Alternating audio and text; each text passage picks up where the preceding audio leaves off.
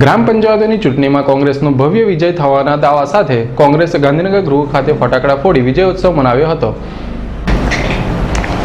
સમગ્ર ગુજરાતમાં ગ્રામ પંચાયતોમાં સરપંચ અને સભ્યોની યોજાયેલ ચૂંટણીના પરિણામો બાદ કોંગ્રેસે 70% ગ્રામ પંચાયતો કોંગ્રેસે જીતી હોવાના દાવા સાથે શહેર કોંગ્રેસ પ્રમુખ પ્રશાંત પટેલની આગેવાની હેઠળ ગાંધીનગર ગૃહ ખાતે ફટાકડા ફોડી વિજયોત્સવ મનાવ્યો હતો। આ પ્રસંગે વિપક્ષી નેતા ચંદ્રકાંત શ્રીવાસ્તવ, પ્રદેશ મહામંત્રી નરેન્દ્ર રાવત સહિતના કોંગ્રેસના કાઉન્સિલરો, અગ્રણીઓ, પદાધિકારીઓ મોટી સંખ્યામાં ઉપસ્થિત રહ્યા હતા।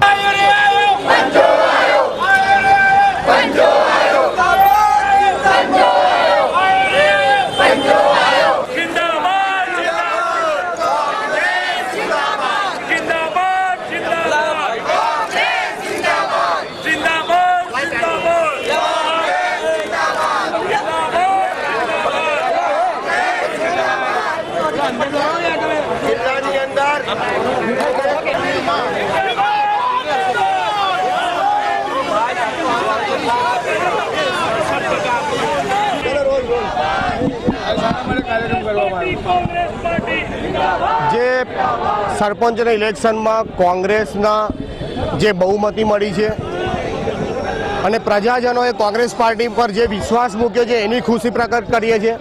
આવનાર દિવસોમાં પણ આ ભ્રષ્ટાચારી શાસનને આ જ પ્રજાજનો જે જીત અપાઈ છે એવી રીતે 2017માં પણ જીત અપાવશે। આ જીત કોંગ્રેસ પાર્ટીની નથી, આ જીત પ્રજાની જીત છે જે ભાજપના શાસનમાં ત્રાહિમામ પોકારી રહી છે।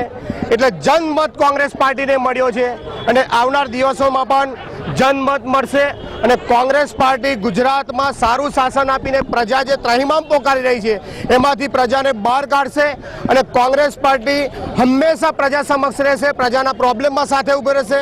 એ નોટબંધીની વાત હોય, પ્રાથમિક જરૂરિયાતની વાત હોય, એજ્યુકેશનને લગતી વાત હોય, તમામ વાતોમાં કોંગ્રેસ પાર્ટી પ્રજાજનો સાથે રહેશે અને જે રીતે પ્રજાએ કોંગ્રેસ પાર્ટીને વિજય બનાવ્યો છે તો અમે પ્રજાજનોને, નગરજનોને અભિનંદન પાઠવીએ છીએ। જય હિન્દ, જય ભારત।